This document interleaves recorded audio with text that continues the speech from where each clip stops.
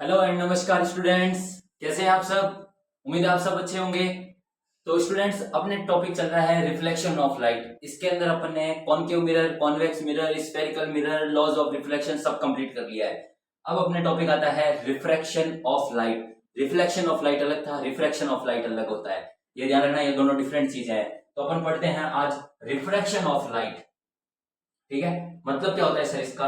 when light travels obliquely from one medium to another, the direction of propagation of light in the second medium change is called refraction. Sir मतलब क्या है? Definition तो इतनी बहुत बड़ी बता दी sir आपने, तो समझते हैं। रिफ्लेक्शन के अंदर आपने क्या देखा था? एक लाइट सिंपल सी इंसिडेंट हो रही है, वापस वहां से रिफ्लेक्ट हो रही है, कहीं कुछ चेंज नहीं हो रही, कहीं किसी के अंदर नहीं जा रही, एकदम वही प्लेन सरफेस पे आ रही है, वापस जा रही है, वो रिफ्लेक्शन ऑफ लाइट था।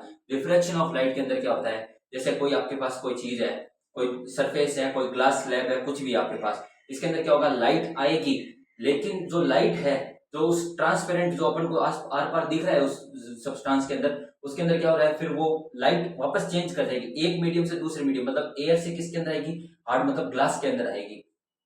मैं डायग्राम के थ्रू समझाऊंगा, लेकिन आप एक पहले ऐसे समझो। लाइट आई, कोई ग्लास स्लैब रखी हुई है, कोई पानी की गिलास रखी हुई है आपके, तो उसके अंदर डायरेक्ट आएगी। फिर यहाँ से क्या होगा? अपन को जो ऑब्जेक्ट दिखेगा ना, वो कहीं से मुड़ा हुआ होगा या ऑब्जेक्ट बड़ा सारा दिखेगा। इसके अंदर क्या कहते हैं? उसको रिफ्लेक्शन ऑफ लाइट कहते हैं, जो इमेज को बड़ी दिखा दे अपन को।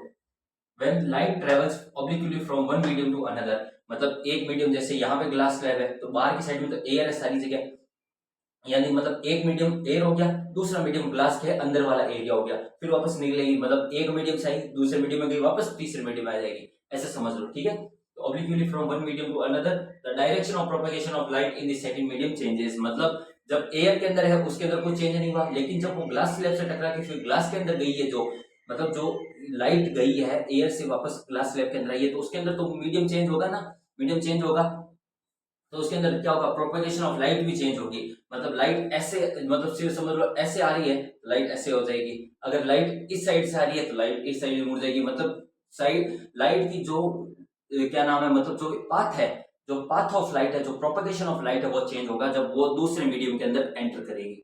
आगे समझ में? इसी को क्या कहते हैं? Refraction of light. ये बहुत ही ज्यादा इंपॉर्टेंट है, मोस्ट इंपॉर्टेंट।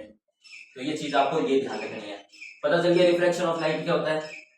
अब इसके एग्जांपल के समझो एक बार, मैं डायग्राम वापस बाद में बनाऊंगा, तो पहले समझो। Coin appears slightly raised when it pores in a water bottle या वाटर बाउल, कुछ भी समझ लो। जब आप किसी पानी के गिलास के अंदर कोई गिलास है या आपके पास कुछ भी चीज है, आप उसके अंदर कोई भी सिक्का डाल दो, कोई भी कॉइन डाल दो, 2 रुपए का, 5 रुपए का, 1 रुपए का, कोई भी सिक्का डाल दो, उसके ऊपर पानी डाल दो, सिक्के के ऊपर, सिक्का गिलास में अंदर डाल दिया, या कोई भी आपके पास कोई कांच का बर्तन है उसके अंदर डाल दो, उसके ऊपर पानी डाल दो, तो आप क्या देखोगे? जब वो पानी आप गौर करके देखोगे पानी भरने के बाद, तो आपको सिक्का ऊंचा उठा लगेगा, आपको लग रहा है सिक्का एकदम तैर रहा है, ऐसे लगेगा।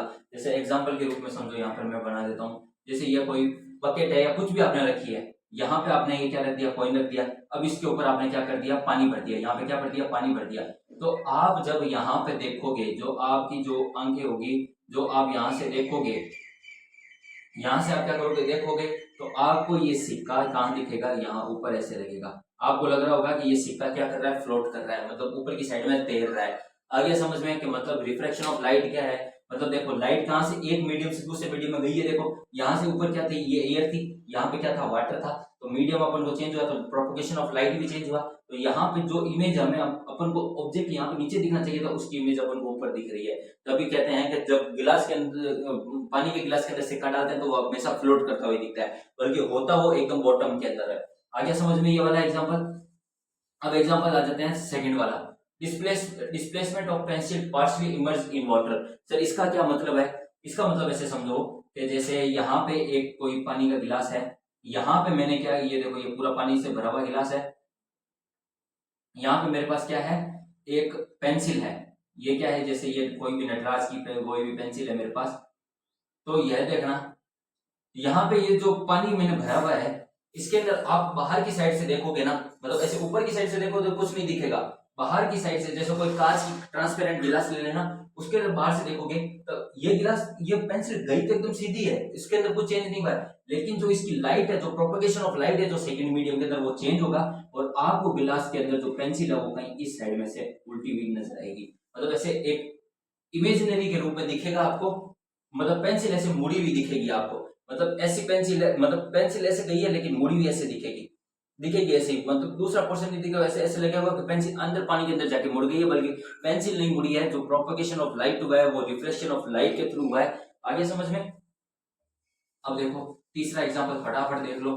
तीसरे एग्जांपल के अंदर क्या हो रहा है, प्रिंटेड लेटर्स, जो कि प्रिंटेड लेटर्स मतलब कौन से, जो अपने कॉपी किताब के अंदर जो लेटर्स लिखे होते हैं, appears bigger when a glass slab put on their, मतलब आपके पास कोई ग्लास स्लैब है, ग्लास स्लैब मतलब कोई कांच की बड़ी सारी ऐसे इतनी बड़ी एक ग्लास स्लैब आती है, ये अपने साइंस के अंदर बहुत ज्यादा यूज आती है, जब प्रिज्म का चैप्टर पढ़ते हैं अपन, या अपनी जो रिफ्लेक्शन ऑफ और रिफ्लेक्शन ये पढ़ रहे हैं, तो इसके अंदर ग्लास स्लैब की जरूरत होती है। मोटी साइड तक इतनी इस डस्टर के जितनी अपने मोटी होगी, इतनी होती है मोटी ज्यादातर, तो इसके अंदर इतनी बड़ी होती है, और इतनी चौड़ी इतनी चौड़ी होती है इसके अंदर। तो इसके अंदर क्या होता है, जब आप प्रिंटेड लेटर्स, जैसे मैंने यहाँ पे बना दिया ABC, मतलब इसे छोटे बना देता हूँ आपको, देखो ज्यादा समझ आएगा। जैसे ये छोटा बना दिया, ये ABCD, अब आपको नहीं दिख रहा होगा, लेकिन जब मैं ये मतलब ये ऐसे समझ लो, यहाँ पे ABCD लिखा है मैंने, और ये आपकी किताब के अंदर छपा हुआ है। अब इसको सर मुझे बड़ा करके देखना है, मैग्नीफाइंग ग्लास का यूज मत करना, पहले मैं बता रहा हूँ इसके अंदर कैसे। अब जैसे मैंने यहाँ पे मेरे पास क्या है, एक ग्लास स्लैब है, ये ग्लास स्लैब है मेरे पास, ये क्या है, एक ग्लास स्लैब है, क्या है, ग्लास स्लैब है। ग्लास स्लैब कांच की है, पता है नाम। जब मैं इस ग्लास स्लैब को इन वर्ड्स के ऊपर रखूंगा, तो जैसे ये ग्लास स्लैब होगी, मैंने इसके ऊपर रखा, तो ऐसे बड़े बड़े अक्षर दिखने लग जाएंगे। आ गया समझ में, मतलब इतने छोटे अक्षर इस बड़े के, सर ये कैसे दिखा, तो जब लाइट जो है एयर से इस ग्लास स्लैब के मीडियम के अंदर आई, तो उसके अंदर प्रोपोगेशन ऑफ, मतलब लाइट का प्रोपोगेशन चेंज हुआ, पाथ चेंज हुआ, तो उस पाथ चेंज होने के कारण अपन को प्रिंटेड लेटर्स क्या लगने लग जाते हैं, बड़े बड़े दिखने लग जाते हैं। आगे समझ में। एक एग्जांपल ऐसे और ले लो कि जैसे आपने कोई पानी का गिलास लिया है, कोई पानी का गिलास लिया है, उसके अंदर आपने नींबू या ऑरेंज डाला है, कोई भी लिए, जैसे लेमन ले लो, यहाँ पे लेमन ले लिया मैंने, इस लेमन को डाला है, तो अगर लेमन इतना है, तो आपको साइज, जब आप उसका देखोगे ना अंदर की साइड में, आपको ऐसे वर्चुअल इमेज दिखेगी उसकी, तो इतना बड़ा लेमन दिखने लग जाएगा, मतलब साइड से थोड़ा बड़ा दिखने लग जाएगा। वो भी किसके थ्रू है, रिफ्लेक्शन ऑफ लाइट के थ्रू है। तो आई होप आपको ये समझ आया होगा। समझ आया है तो लाइक शेयर सब्सक्राइब जरूर कर देना, आपके दोस्तों को भी भेज देना, अपने फैमिली मेंबर्स को भी भेज देना वीडियो, क्योंकि रिफ्लेक्शन ऑफ लाइट का टॉपिक इतना मस्त टॉपिक है, ये बहुत अच्छा टॉपिक है, पेपर के अंदर भी बहुत ज्यादा पूछते हैं इसके। ये जो एग्जांपल्स मैंने लिखे हैं, ये मोस्ट एग्जांपल्स हैं, मोस्ट इंपोर्टेंट एग्जांपल्स हैं, ये ध्यान रखना ये वाला। आगे समझ में। स्टूडेंट्स अब अपन पढ़ रहे हैं लॉ ऑफ रिफ्रैक्शन, मतलब अपन ने रिफ्रैक्शन ऑफ लाइट पढ़ लिया कि रिफ्रैक्शन ऑफ लाइट क्या होती है, एक मीडियम से दूसरे मीडियम के अंदर आके चेंज हो जाती है लाइट, उसका प्रोपगेशन चेंज हो जाता है, उसको रिफ्रैक्शन कहते हैं। सर इसके कुछ नियम भी होंगे, जैसे सर आपने लॉ ऑफ रिफ्लेक्शन बताया था, angle I is equals to angle R, वो बताया था, एक ही प्लेन के अंदर इंसिडेंट हो गया वापस रिफ्लेक्ट हो जाएगा, वो लॉ ऑफ रिफ्लेक्शन बताया था। अब अपन पढ़ते हैं लॉ ऑफ रिफ्रैक्शन, मतलब क्या होता है सर, जो इंसिडेंट रे होती है, मतलब जो आने वाली रे होती है, रिफ्लेक्टेड रे मतलब जो वापस जाएगी, ऐसे समझ लो, मैं तो ऐसे बता रहा हूँ, ये लॉ ऑफ मतलब ऐसे समझ लो, इंसिडेंट रे आई, रिफ्लेक्टेड रे मतलब एक मीडियम से आई, उस मीडियम के अंदर चेंज हुई, वापस निकल गई, रिफ्लेक्टेड रे वो हो जाएगी। एंड द नॉर्मल, नॉर्मल मतलब दोनों के बीच में जो एंगल बनता है 90 डिग्री का, उसको नॉर्मल कहते हैं, पता चल गया। To the interface of two transparent medium at the point of incidence all are like in the same plane, मतलब इसके अंदर देख लो, यहां से ये क्या आई, रेज आई, यहाँ पे क्या होगा, यहाँ पे ये रिफ्लेक्ट होगी, मतलब यहाँ से रिफ्लेक्ट होगी वापस से, मतलब देखो ट्रांसपेरेंट मीडियम की ये दो साइड के अंदर रिफ्लेक्ट हुई है, ये ध्यान रखना, ये यहाँ पे रिफ्लेक्शन हुआ है, यहाँ पे रिफ्लेक्शन, मतलब इसके अंदर आई वापस चेंज हुई, यहाँ पे आई वापस चेंज हो गई।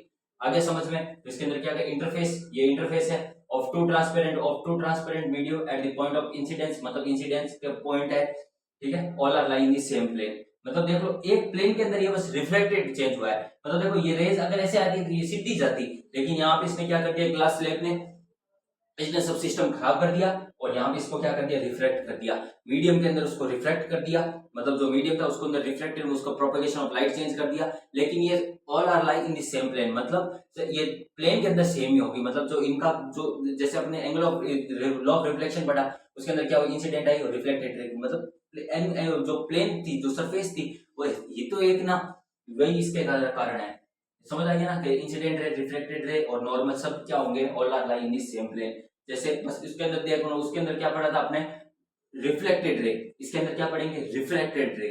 आगे समझ में। फिर आ जाता है ratio of sine of angle, of incidence to the sine of angle of refraction. ये वाली चीज याद रखनी है आपको, sine of angle of incidence and the sine of angle of refraction is constant. Sir यहाँ पे साइन क्यों लिया? क्योंकि बेटा जी यहाँ पे अपन जो काम में लेते हैं, यहाँ पे ट्रिग्नोमेट्रिक रेशियो भी काम में लेते हैं इस जगह पर, इसीलिए अपने साइन के अंदर इसको यूज लिया। तो साइन ऑफ एंगल मतलब यहाँ पे एंगल की बात होगी, या मतलब अपने पूरे ट्रिग्नोमेट्री की तरह एक तरह से यूज लेंगे इसके अंदर। तो इसके अंदर यहाँ पे जो एंगल बनेंगे वो सब एंगल के यूज हुए, तो साइन तो यूज हो गई। तो sine of angle of incidence मतलब यहाँ पे जो एंगल बनाए, जो sine of angle of incidence and the sine of angle of refraction, यहाँ पे जो रिफ्रैक्शन हुआ है मतलब दोनों के बीच में ये क्या होगा, कांस्टेंट होगा। ये चीज याद रखनी है। तो the ratio of sine of angle of incidence and the sine of angle of refraction are constant, ये याद रखना है। ये वाली चीज बहुत ज्यादा याद रखनी है। For the light of given colour and for the given pair of media this law is called Snell's law of refraction. Sir इसका क्या मतलब है? चाहे आपको कोई सी भी लाइट दे रखी हो, हरी, नीली, पीली, गीली, कुछ भी लाइट दे रखी हो, आपको कोई भी लाइट है और कोई भी मीडिया है, आपको कोई भी मीडियम दे रखा है, चाहे ग्लास दे रखी है, कोई पानी का गिलास दे रखा है, कुछ भी मीडियम आपको दे रखा है, मतलब ट्रांसपेरेंट होना चाहिए, मतलब दिखना चाहिए कि रिफ्लेक्शन हो रहा है उसके अंदर, वो दिखना चाहिए। लेकिन आपके पास मीडियम अगर कोई भी हो तो चलेगा। और इसके अंदर ध्यान रखना, कोई भी मीडियम हो तो उसके अंदर sine of angle of incidence and sine of angle of refraction क्या होंगे, कांस्टेंट होंगे। तो ये देख लो, sine of I, sine I upon sine R, मतलब दोनों के बीच में रेशियो है, ऐसे लिख सकते हो sine I ratio sine R, ऐसे भी लिख सकते हो, लेकिन अपन अपॉन में लिख दिया, इज इक्वल्स टू कांस्टेंट। मतलब ध्यान रखना, इंसिडेंट रे और रिफ्लेक्टेड रे दोनों क्या होगी, कांस्टेंट होगी। ये वाली चीज आपको ध्यान रखनी है। और ये पता चल गया।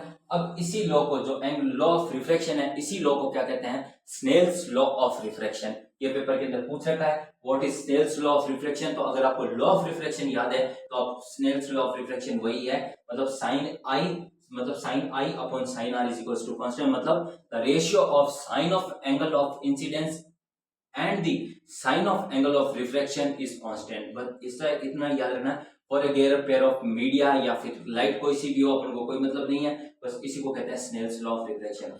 उम्मीद है आप सबको ये वीडियो पसंद आएगा। वीडियो अगर पसंद आए तो लाइक, शेयर एंड सब्सक्राइब जरूर करके जाना और आगे शेयर कर देना। और आपने अगर टेलीग्राम चैनल अपना ज्वाइन नहीं किया है तो हेमंत पारिक 28 नाम से टेलीग्राम ज्वाइन कर लीजिए, जहां पे आपको नोट्स प्रोवाइड मैं करवा दूंगा। ओके, जय हिंद।